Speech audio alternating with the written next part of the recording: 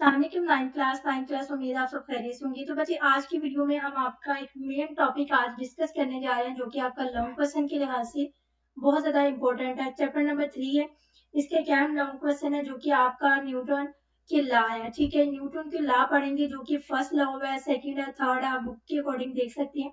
इस वीडियो में मुकम्मल आपको तरीकाकार बताया जाएगा कि आप किस तरह इस लॉ को लिखेंगे। अगर पेपर में लॉन्ग क्वेश्चन आता है तो क्या क्या चीजें आपने राइट करनी है। ठीक है, इंशाल्लाह इस वीडियो में मुकम्मल आपको बताया जाएगा, इसलिए आपने वीडियो को मुकम्मल देखना। और अगर आप चैनल पे नए हैं तो चैनल को लाजमी सब्सक्राइब करना, ताकि इस तरह की मजीद एजुकेशनल वीडियो आप तक पहुंच सके।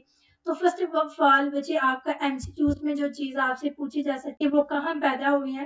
ठीक है, लिंकॉन सिटी में पैदा हुए हैं। डेट ऑफ बर्थ क्या है, 4 जनवरी है। और अगर हम उनके सन की बात करते हैं, यानी कि कौन सी ईयर में पैदा हुए, तो 1943 में पैदा हुए। और उनकी फेमस बुक कौन सी है, प्रिंसिपल मैथमेटिका। ठीक है, ये इसकी फेमस बुक है, जो कि इसका नाम आपको याद होना चाहिए।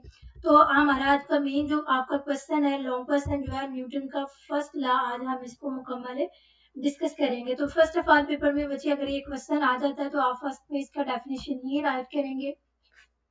फर्स्ट ऑफ ऑल डेफिनेशन की हेडिंग देंगे, क्या लिखेंगे, a body continuously its state of rest or of uniform motion. यानी कि अगर एक बॉडी जो है वो मुकम्मल रेस्ट की हालत में है या यूनिफॉर्म मोशन में है, in a straight line unless acted upon some external force. यानी कि जब तक इसके ऊपर कोई भी एक्सटर्नल फोर्स, कोई भी बाहर से कोई फोर्स अप्लाई नहीं की जाती, तब तक अगर वो बॉडी मुकम्मल यूनिफॉर्म रेस्ट की हालत में है। ठीक है, तो ये डेफिनेशन लिखेंगे, यानी एक बॉडी मुकम्मल रेस्ट की हालत में होती है जब तक उसके ऊपर कोई भी एक्सटर्नल फोर्स अप्लाई नहीं की जाए। तो फॉर एग्जांपल आप बुक ले लें, तो बुक के ऊपर आप फोर्स लगाएंगे तो वो हरकत करेगी, अदरवाइज वो हरकत नहीं करेगी। तो अगर वो अपनी रेस्ट की हालत में, तो ये आपका क्या कहलाएगा, न्यूटन का फर्स्ट लॉ है। ठीक है, एग्जाम्पल की बात करते हैं, तो नेक्स्ट हेडिंग आपने एग्जाम्पल देनी है। जैसे क्या लिखा है, a book placed on table remain there unless a force is applied to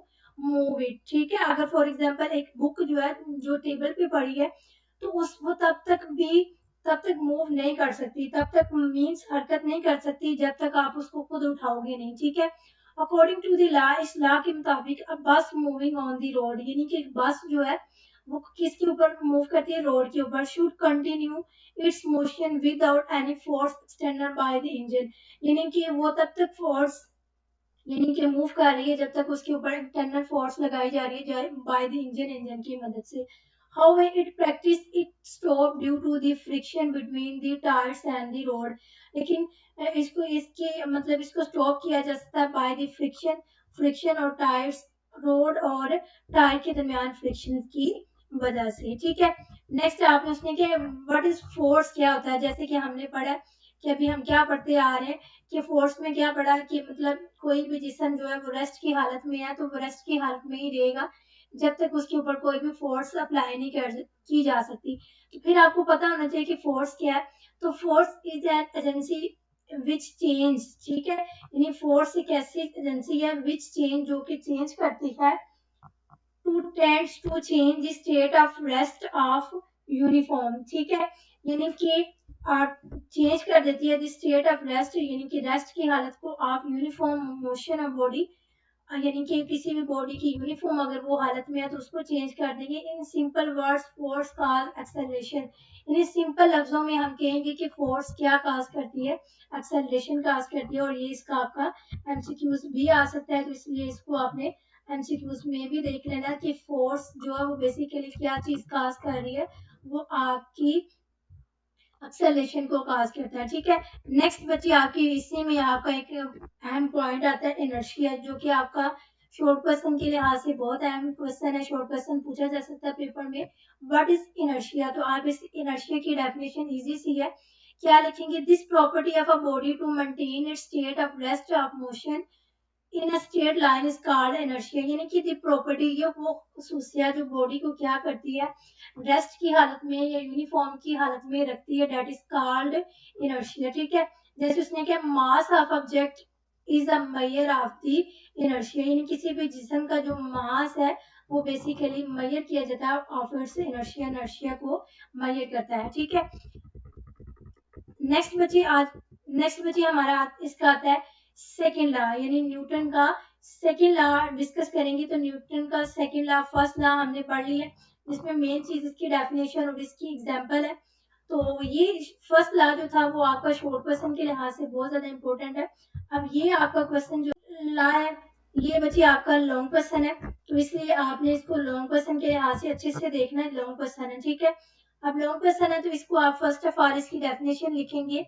when a net external force act upon a body, यानी कि कोई बाहर से जो फोर्स है वो किसके ऊपर अप्लाई की जाती है, अ बॉडी, एक जिस्म के ऊपर, ठीक है, एक जिस्म के ऊपर अप्लाई की जाती है। It's acceleration the body in the direction of the force, तो इसका यानी कि जो बॉडी मूव करेगी यानी उसका एक्सेलरेशन होगा वो कहाँ किस सीमत में होगा, डायरेक्शन ऑफ द फोर्स, यानी जिस डायरेक्शन में उसको फोर्स दी गई है, ठीक है।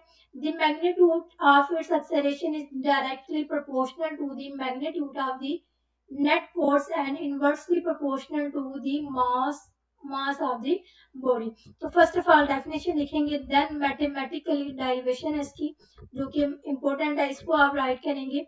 तो इसमें आपने फर्स्ट ऑफ ऑल डेरिवेशन में आप क्या लिखेंगे, इफ अ नेट फोर्स यानी F acts on a body of mass m, यानी कि एक फोर्स हम जो अप्लाई करते हैं किसके ऊपर कर रहे हैं, एक बॉडी के ऊपर कर रहे हैं जिसका जो कि मास क्या है, एम है, ठीक है, एंड प्रोड्यूस एन एक्सेलरेशन, और वो क्या करती है, वो एक्सेलरेशन को प्रोड्यूस करती है। तो हम लिखेंगे हम फोर्स अप्लाई कर रहे हैं तो जो कि किसकी डायरेक्टली प्रोपोर्शनल है, एक्सेलरेशन के डायरेक्टली प्रोपोर्शनल है, ठीक है। तो हम लिखेंगे ए डायरेक्टली प्रोपोर्शनल फोर्स है, ठीक है। ये आपका जो है ये आपका क्या है, डायरेक्टली प्रोपोर्शनल है, ठीक है। डायरेक्टली प्रोपोर्शनल का मतलब ये है कि अगर आपका एक्सेलरेशन बढ़ रहा है तो मीन आपका फोर्स भी बढ़ेगी, और अगर आप फोर्स बढ़ा रहे हैं तो आपका एक्सेलरेशन भी बढ़ेगा, यानी डायरेक्टली प्रोपोर्शनल है एक दूसरे की, जो एक चीज बढ़ेगी तो दूसरी भी बढ़ेगी, ठीक है। नेक्स्ट उसने क्या, अगर हम एक्सेलरेशन की फार्मूले की बात करते हैं तो एक्सेलरेशन फार्मूला होता है F/m, ठीक है। तो आप जैसे कि हमने तो F लगानी है, फोर्स लगानी है, तो ये M इसके साथ क्या हो रहा है, डिवाइड हो रहा है, तो इधर आके क्या हो जाएगा, मल्टीप्लाई हो गया। तो इस तरह ये हमारे पास क्या फार्मूला बनेगा, ये हमारे पास फार्मूला बनेगा F is equal to ma, ठीक है। तो ये डेरिवेशन आप लिखेंगे। फिर उसके बाद आपका मेन जो आपका एमसीक्यूज के लिहाज से भी अहम है, और लॉन्ग क्वेश्चन में तो आप सारा राइट करेंगे, लेकिन अलग से आपका ये एमसीक्यूज भी आपसे पूछा जा सकता है पेपर में कि इसका, ठीक है। तो इसके एमसीक्यूज आपने देख लेना, इसके एमसीक्यूज आपने ये करना है, जैसे unit of if mass 1 gram and acceleration is equal to 1 metre second per square, then force में हमारे पास क्या होगी, 1 न्यूटन, ठीक है। ये इसका, और उसके बाद अगर हम फोर्स का ऐसे यूनिट की बात करते हैं तो दी ऐसे unit of force is Newton, तो इसको हम न्यूटन लिखेंगे।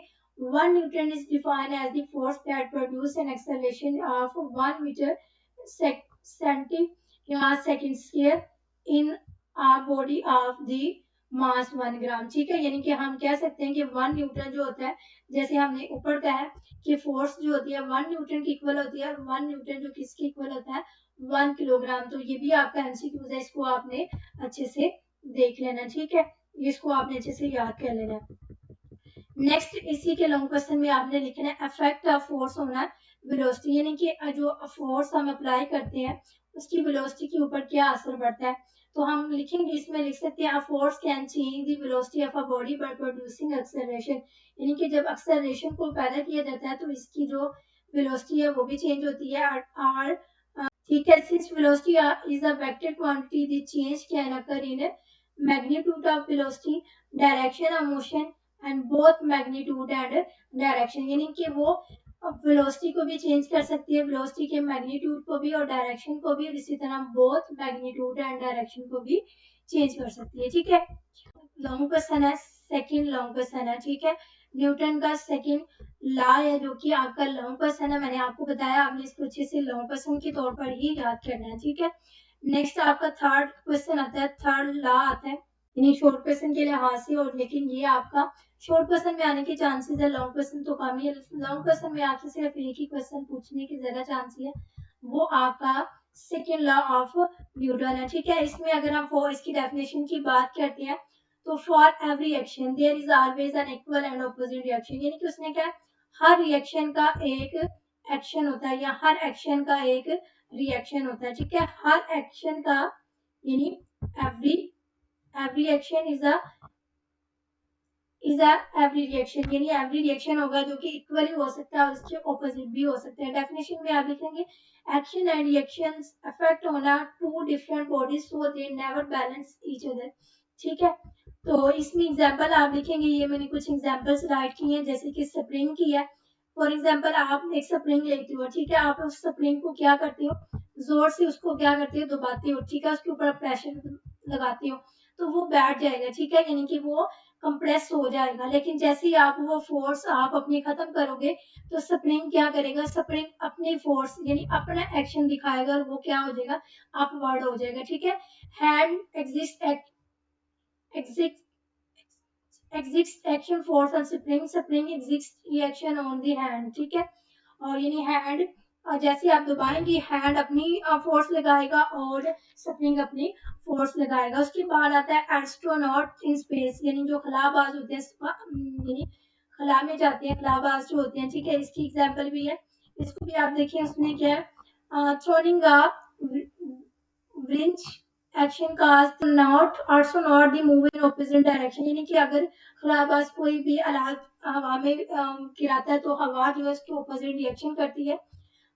Block on a table weight, यानी कि जो आप जिसम कोई भी वेट जो है वो अगर आप टेबल पे रखती है तो जो वेट होगा वो क्या करेगा, डाउनवर्ड रिएक्शन करेगा, ठीक है, यानी कि वो उसका वजन होगा नीचे और जो फोर्स एक्ट करेगी उसके ऊपर, लेकिन बहुत आप जो उसका टेबल की फोर्स होगी वो क्या करेगी, उसको ऊपर की तरफ यानी कि जंप करेगी या उसको ऊपर की तरफ अपवर्ड करेगी।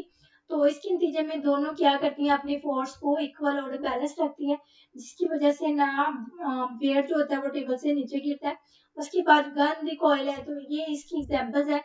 तो एग्जांपल आपने कोशिश करनी है सारी कर लें। शॉर्ट क्वेश्चन में अगर आप 2 से 3 भी राइट कर दें तो काफी है। तो ये हमारा आज का थर्ड लॉ था, ये जिसमें हमने आज की वीडियो में आपका फर्स्ट, सेकंड और थर्ड लॉ तीनों कंबाइन किए हैं। बच्चे वीडियो की समझ आई तो वीडियो को लाइक करें, प्यारा सा कमेंट करें और अगर चैनल पे नए हैं तो चैनल को लाजमी सब्सक्राइब करें। ओके बच्चे, अल्लाह हाफिज, मिलते हैं आपके